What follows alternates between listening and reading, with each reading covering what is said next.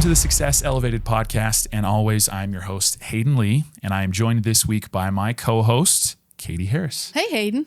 Good to see you. Managing partner here at Spot On Solutions. Excited to get to sit down and talk a little marketing today. We've talked a little bit about what we want our topics to be, and we kind of decided let's just dive into some marketing topics that are top of mind for our clients right now, but just top of mind in like the marketing world. Right. I think these are the most commonly asked questions. Every single person I run into at a trade show or that I'm at with a training or that's, we're talking to about marketing. This is the stuff everybody wants to know. Well, and you're really good at like when we first have conversations with people that maybe aren't a client or just, again, our whole mission, one of our most important things that we do here is we believe in elevating people and businesses. And so you don't have to be a client for you to come up and ask Katie a question. Right. And one of the first things you're going to do is ask them a question, which is like, well, what are your goals? Because they're going to come up and be like, what do you guys do? Do you guys think you could help me with some marketing? And your first thing you always say is, what are your goals? What do you want your marketing to accomplish? People always say, what should I do? What should I do? Yep. And that's a little bit of a loaded question. It's a great question because when you look at digital marketing, even marketing as a whole, so many things you could do that it becomes pretty overwhelming to be like, so what should I do? And that's why the first question should be, what are your goals? Yeah. Because then you can start to put together a strategy. Yeah. There's a couple others that I think, and these apply to all marketing. We obviously know a lot about digital, but I think what applies. I started in traditional. Yeah, you started in traditional. Yeah. You did some journalism for a while, worked at a newspaper. So like you understand, I think, a broader spectrum than most people of marketing. But one of the things, and this is one of the first things that I was taught when working here at Spot On Solutions, was you kind of want to ask like a couple, there's like, what are your goals? What do you want to accomplish? I always like to ask clients, like, who are you? Like, what separates you from other people in the industry? What do you do? What are your values? Like, who are you? And then like, who is your ideal customer? So who's the person that you want to work with? Who's the person that you want to purchase your services or your product? And then where are they? Like, where do they hang out? Where do they hang out? Is it on Facebook? Yeah. Is it on Google? Is it on YouTube? Wherever it is, then we can start figuring out, okay, this is how we're going to build a strategy around that. If you're starting to look at your marketing, honestly, and you're like, whether you're doing it in-house or yourself, or you're working with an agency, the other question to ask yourself is, what does success look like? Yep. So if I'm going to go invest my time, my resources, my money into this, right? What does success actually look like? And 9.9 times out of 10, what that answer is it looks like my phone ringing. Yeah, 100%. Like all of our clients, that's something we hear all the time. I don't care what you do. I don't care how you do it, what the strategy is. I just want my phone to ring. Yeah. Which is like a good starting point. I think there's some additional benefits to marketing in general, other than just like getting your phone to ring, obviously. But that's a good baseline to be like, oh, okay, we need more phone calls. Right. So Hayden, if somebody out there is like, hey, listen, this is who I am, this is what my goals are, this is where my people hang out, or they know some variation of those questions, and you get to the place where you're like, okay, what does success look like? And they're like, success looks like my phone ringing, it looks like my guy's busy. Without a ton of other information, just on gut and experience, where are you going to point them at that point? Where's the first place to look if the goal is... That's a good question. Right. The goal is, I need my phone to ring. I need more leads. Yeah. I mean, probably the first route we're going to go, there's so many platforms and places, but if we get kind of that somewhat nailed down, most often the place that we're going to start with is some kind of paid advertising. And a lot of time that is Google paid advertising. Right. So we're going to be running some Google ads. They can, they're going to cost you some money. You're going to be paying per lead in general or per phone call, but that's going to be the first place that I would direct people. Just be like, hey, this is going to be what probably moves the needle for you the most, the quickest. Yeah. And I think even if I'm going to dial that in even more, and because it's not uncommon for people to be like, I am not doing paid ads, especially in the water damage space. They're like, do you know how much it costs for a water leak? Yeah, or for a water, just for a click even. And I don't love talking about the cost. I like talking about the return. Yeah, the value. That's where we want to get to, where we're like, hey, I'm not talking about cost. I'm talking about return. What does that revenue look like? But reality of running a business is you got to pay payroll, you got to pay overhead, you have other things. And so sometimes that's just not a luxury, right? So we are going to talk about what is the most cost effective, with the least friction way that you can get the phone to ring. And in that case, we're going to talk local service ads, which is also called Google Guaranteed. I don't know. Google has to name things like 5 different names every single time. And they change the name every year. It feels so people like, say, should I do Google Guaranteed or local service ads? I'm like, Google Guaranteed and local service ads are the same thing. And that's your starting place. So if you're listening to this and you're like, what is my starting place, right? I need my phone to ring. I'm going to say we're going to point you in the direction of local service ads. Local service ads. They're awesome. They're an incredible platform because, like you said, they're pay per lead. They show up number 1 in search results, especially now as there's, and this is a topic for a whole other podcast, but as there's more AI on the first page of Google, there's less space for ads and organic links. But guess what? LSA are still always at the top, even above AI in a lot of cases. And so it's really important that you get in that spot because, people are lazy. They're not going to scroll down to the bottom of the first page. They're not going to scroll to the second page. Right. The joke you always say is we bury the dead bodies on the second page of Google, right? That's like nobody goes to the second page of Google. So you've got to take up as much real estate on that first page. And right now that means you got to be doing some form of LSA. Yeah. So the other thing I love about LSA is kind of like a first option is if your website is not great, we don't have to worry about that. Don't even have to go to your website. Right. If we're running pay-per-click, we got to make sure, you have to make sure that your website is set up to convert. And that takes time, right? And money. And so if we're talking LSAs, that's all tied to your Google Business Profile, totally separate. They're not even touching your website. So the barrier to entry is really pretty small. Yeah. There's so many. I mean, we could spend a whole podcast talking about it, but it's such a great platform. You can dispute bad leads. There's so many really cool things that you can do with it. A lot of it comes back to the success with that platform. A lot of it comes back to your brand and who you are. One of the most significant levers that you can pull to have more success on LSA is better reviews. Man, I'm just going to get you a shirt that's like says, I just think you should walk around all the time. Matter of fact, you should wear it to the podcast every single time. That's like, get reviews. Get more reviews, please. Because there's a lot of things we can control as an agency and as like a marketing partner. Like we can influence so many different things. And we're going to get into like, obviously driving more phone calls is maybe the big goal, but there's so many other benefits to like doing ads or SEO or whatever. But the one thing that I can't control is I can't go get you more reviews. I can't go, there's probably some dark web things out there that you could probably pay to go get reviews, but for sure, Google's going to most likely remove a lot of those. And so I can't go get more customers to leave you reviews. That's something that our clients have to go do themselves. And so I'm constantly talking to them about that. Like, hey, let's go get some more reviews. It's going to help your LSA. You might get a couple more leads this month if you go get 4 or 5 more reviews, I don't care if it's like your first month in business or you've been in business for 30 years. You have to have a good strategy in place to get a constant flow of reviews coming in. We get in this habit with reviews. Everybody does it, right? Where we kind of go on sprints. And we go for a long time, no reviews. And then all of a sudden it's like, I got to have more reviews. Like, oh, dang, this competitor has a bunch of reviews or somebody mentioned something about my reviews. And so you do something, you put your team on it, you do some sort of initiative, you're focused on reviews. And all of a sudden you get this blast and you go get 10, 20, 50 reviews. And then you take your foot off the gas and you don't get another review for 1 month, 3 months, 6 months, right?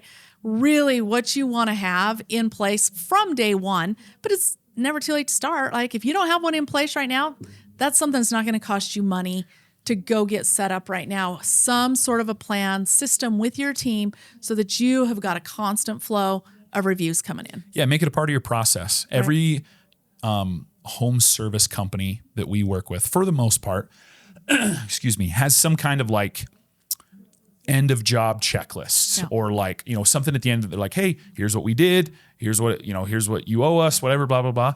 Just build it into your process. You're also gonna be like, hey, would you like to leave us a review? Yeah.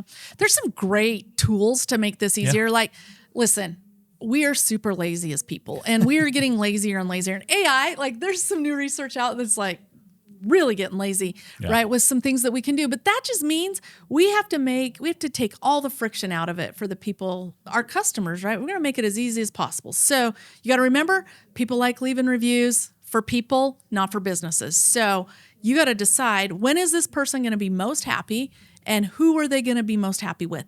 That's when and who should be asking for the review. A lot of times that's the tech or the project manager that's been in their home or been in their business. They've built a relationship with, even if it's a small, quick relationship. Right. Yeah. And then you decide, when are they most happy? Well, they're most happy at this point. Great. That's when you ask for the review in person, face-to-face, directly. Right.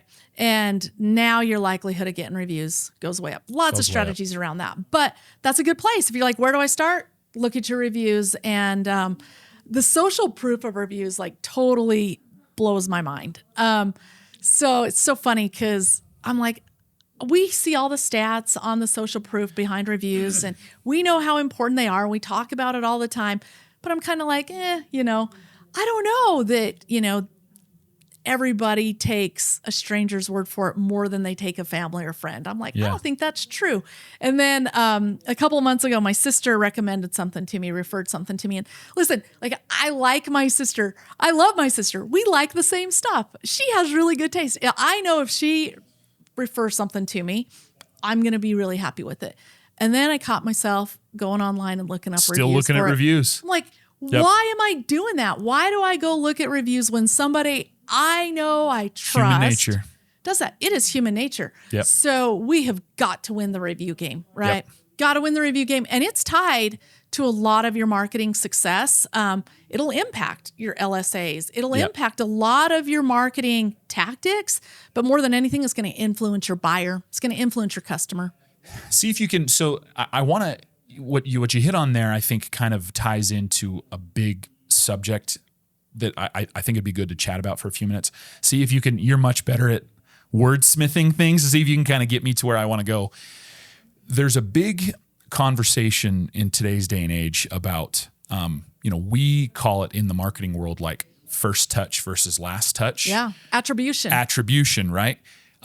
Probably a more simple way to kind of describe it to maybe someone that doesn't know marketing as well would be like direct or indirect effect on maybe your bottom line, right? So we're talking LSAs and reviews, right? Reviews have a direct effect on how well your LSA performs. Or your local service has Google guarantees. If you want more Google guaranteed calls, if you want to be, more leads through that platform, you got to get more reviews, right? An indirect piece to that would be what you just described with your sister, right? Like in that product that you were looking at purchasing. If you end up making a purchase on that product, maybe they ask you, how did you hear about us? You're probably going to say your sister, right? But indirectly, you also went and checked out the reviews, and those kind of helped. Oh yeah, I am going to buy this now that my sister recommended this because they've got 2,500 reviews and they're all 5-star or whatever, right? Even more indirectly, right? I'm never going to say when somebody asks, hey, how did you hear about us? I am going to say my sister, right? My sister recommended you. But I'm not going to say, I've seen your posts on Instagram. I saw Facebook. I've seen you come up in my Instagram feed every day. Oh, I've seen you on Facebook 10 times. Like, I'm never going to say that as my answer, but that absolutely plays a piece of where part of the attribution should go. And that really goes to, I think, the big conversation today, which is, what are your goals? Well, big goal is I want you to own as much internet real estate space as you possibly can, because I want people to see you everywhere. Now, we're going to have to get strategic. What does the budget look like, right? How many calls do you want? Like, that sort of stuff is going to be part of the conversation, but it doesn't matter what your strategy is, what your goal is. We need to go get as many touch points as we can with our marketing, and it's going to influence everything else we do when people are seeing us all over the place. Yeah, we have clients that we do a lot of different services for, that we're doing, maybe 4, 5, 6 different things for. And a lot of it comes down to this ROI conversation, or we're return on investment. We're trying to calculate, okay, what was our return on through this platform? What was our return through this platform? And that's really important. Like that's good information to know. But with attribution being so, murky, fragmented, maybe they converted, or maybe they made a purchase through the pay-per-click ad, but maybe, yeah, like you're saying, they saw you 5 or 10 other different places. So what happens all of a sudden, this is the mistake that we make with our marketing, is we say, okay, I'm going to go with a last touch attribution, meaning the last place I know they clicked that I tracked, which is generally bottom of the funnel, right? We're going to be in paid search ads or local service ads, or maybe even organic, right? We're going to be a top organic ranking. We might even be showing up in the chat, the AI response. So then we're going to say, oh, they said they saw me on chat. They said they saw me on paid, whatever. Here's the thing that we don't take into consideration. We might start thinking then, my social media doesn't matter. Like that, I'm going to pull that out of my marketing plan. I'm not going to post every day. I'm not going to boost posts. I'm not going to run social ads to a very targeted audience. So we pull it out because we haven't attributed that lead to that medium. To social. But what we have to be really careful of is once we pull that out, like where did that fit in the funnel, right? Those touch points matter. They matter how many times people see your brand, interact with your brand, have good experiences with your brand. They all lead to that last attribution. Yeah. I think what you're saying, and I think, the question that we started with, like, what are your goals when it comes to marketing? I think, again, we talked about the common answer, like, I need the phone to ring. Right. I need more purchases of this product. I want to sell more tennis shoes, whatever it is. Right. I think we probably need to do a better job of following up on that. Is that really the goal? Like, do you just want more phone? Because, we can go drive a bunch of phone calls that might not actually turn into anything, right? Like, what really is the goal? It's most likely probably growth in revenue, more freedom. You want the business to grow enough so that you don't have to be in it every day, right? Like, maybe those things are your actual goal. You want a certain type of lead. Correct. Maybe you really want to grow out this department, whatever it is. Matter of fact, I just had a really awesome conversation with a client who was like, I've got to get my revenue up, right? Great. That's a goal, right? So we're doing different things. We're doing SEO. We're doing paid. We've got a whole strategy for things. Really want to get my revenue up. Okay, that's pretty generic. What are some other goals? What are you doing? Yeah. It's like, I'm going to grow my rug department, my rug cleaning department. Yeah. Great. Now we're digging in to something that can be really measurable, and we can go make a targeted marketing plan for this one thing to drive revenue. Yeah, 100%. And then I think it helps also realize that, like, the measuring stick isn't just this one, like, minute. Getting more phone calls isn't minute, but it's not just this one thing. It's you get an idea of, like, okay, I want to grow the rug department. I want more rug leads. But at the end of the day, you also want your revenue to grow. Right. So then you have this idea of, like, hey, maybe this particular month you didn't get as many rug leads as you wanted, but your revenue grew. Right. And you had your business grow. You were able to, like, hire more employees, or your employees were busy the entire month, whatever it is, right? And I think that's having big picture goals as well is also super important. Like, at the end of the day, more phone calls is great. It helps grow your business, but what truly is what you want to accomplish? Is it more freedom? Is it more employees? That's funny because I'm like listening to, as you say that, right? I don't want more phone calls. I want more revenue, right? Yeah. Which means I need the right kind of phone calls. Correct. So I'm like dying laughing as you say that, because so many people will be like, we have all these crap calls coming, and my person answering the phone spends all day long weeding through junk mold phone leads calls that are just price shoppers or whatever, right? Yep. We don't want more phone calls. We don't. We want more revenue. So we need a marketing plan that's going to drive revenue. Yep. That's I think where it comes down to a lot. And then I think it opens up the possibilities of, hey, like, this month we got a lot of brand awareness that actually maybe supported some of your other avenues better. Yeah. Maybe it didn't directly bring in more revenue from this pay-per-click, but wow, your other revenue is way up. But, maybe it was because we got 10,000 impressions on a display ad or whatever it is, So there's it's what I love about digital, Hayden. It's so cool.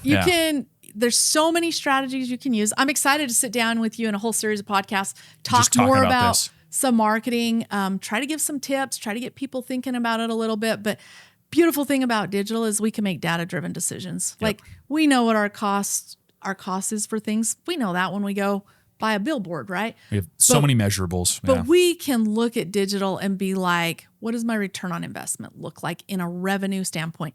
Impressions, it's just a metric, right? Cost per click, that's just a metric. Because even though like water leads are stupid expensive right now, if I come to you and I say this water lead is going to cost $500, you're gonna be like, ooh, that's tough. I don't know if I want to do it. I can come to you though, and I can say, hey, this water lead is going to cost you $1,000, but it's going to make you 10. Yeah. That becomes a pretty easy answer at that point. So the question isn't how much does it cost?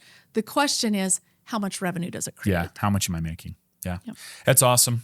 Well, I think we've talked about so many things today. We kind of started with this big question.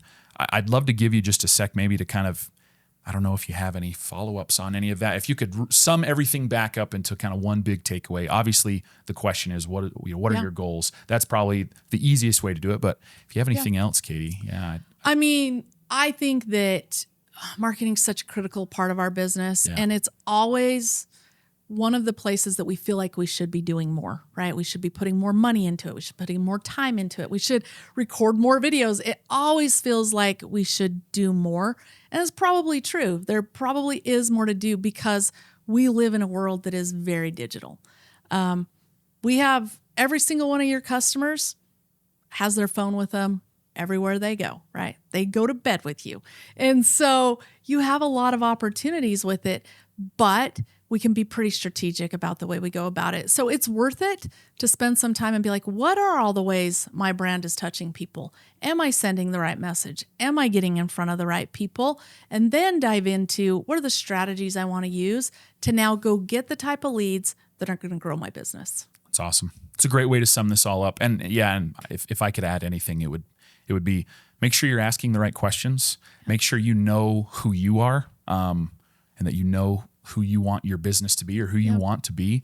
I think if you can kind of clearly define some of that and clearly define who your customer is, you're going to be successful, regardless of what marketing you do, regardless of what strategy you employ. If you can kind of answer those big questions, what are your goals? Who are you? All of that, and you're going to have a lot of success. I think just as a sub note to this, right? Like if you're outsourcing some of your marketing, meaning you're not doing it yourself. I remember how hard that was for me when our companies grew to the point where I wasn't the one doing making all the posts, right? Yeah. When I was the one making them, I was pretty confident that that was what I wanted the brand to look like and the messaging to be. But I remember as that got handed off more and more and more to other people, and I got more and more removed from it, whether it was an internal team, whether you're working with an internal team or you're working with an agency. Like, I think it's important for you to remember that that person is your partner in this. And there are certain things you should expect, right? You should expect that you don't have golden handcuffs on you, that you own your stuff, you own your website, you own access to your things, so that if it's not working, it's your business. You should be able to go somewhere else with it. I think you should also, be sure that you have access to the data you want. You're going to know maybe what those numbers translate into better than anyone. You just need a guide to help you walk through what we're looking at here, right? But you should have full access to a lot of the information. And if you don't, like, that's a red flag, right? You should be looking for a partner to help you grow your revenue. That's awesome. Look for a marketing partner, not a marketing agency, a marketing partner. I think that's a good way to phrase up what we're going to be what we talked about today and what we're going to be talking about probably in the next few podcasts, diving in more deeply into some of this stuff. So, Katie, thanks as always. This is a good conversation. Appreciate you coming on. How about next time I'll ask you the questions? Hey, we had some good conversations. You asked me some good ones. So I thoroughly enjoyed our talk today, and I think a lot of our listeners are going to enjoy it as well. So really appreciate it. Go grow your business. Thanks, Katie.